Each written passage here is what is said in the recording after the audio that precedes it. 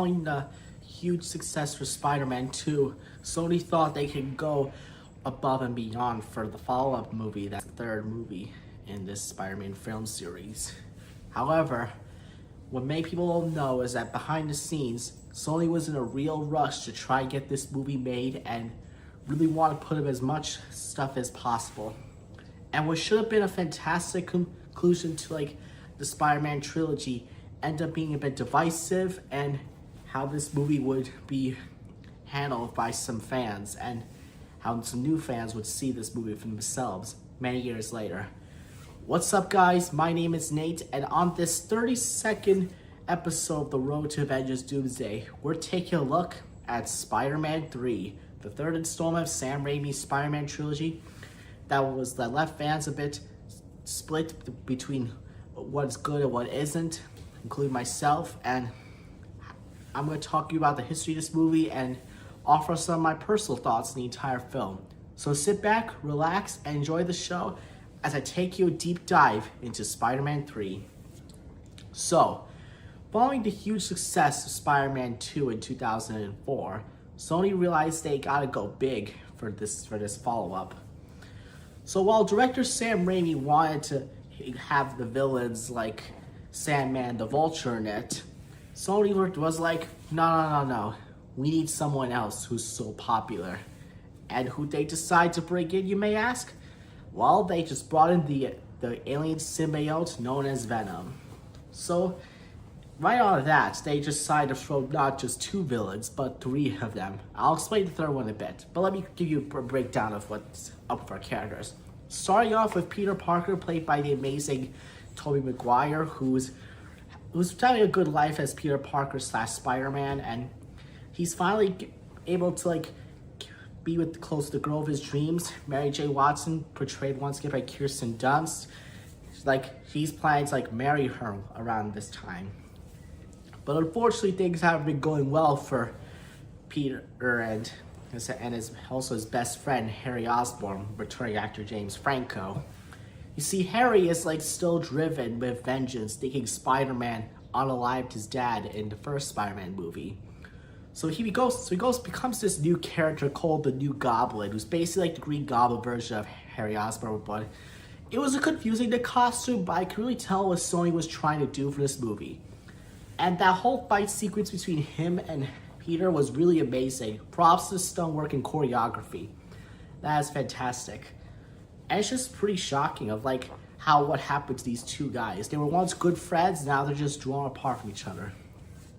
But anyways, the next villain in this movie happened to be with Sandman, played by Thomas Hayden Church.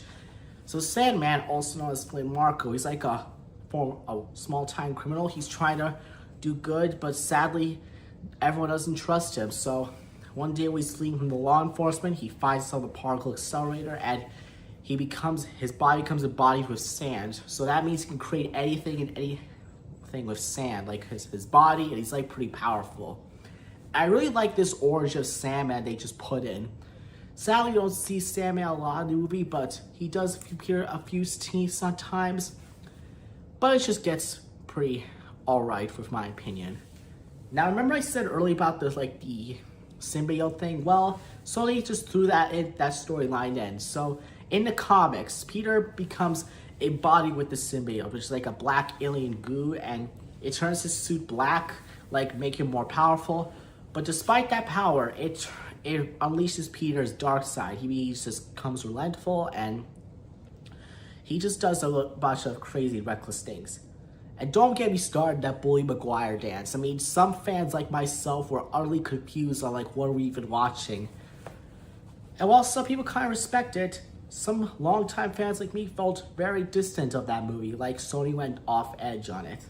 And then they decided to bring in another character in, and that is none other than Eddie Brock, played by Topher Grace.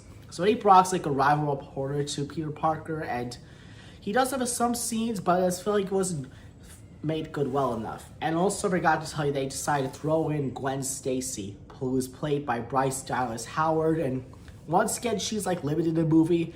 She appears in a few scenes, and then, bam, she's out of the pictures after that crazy scene at the nightclub scene in the movie.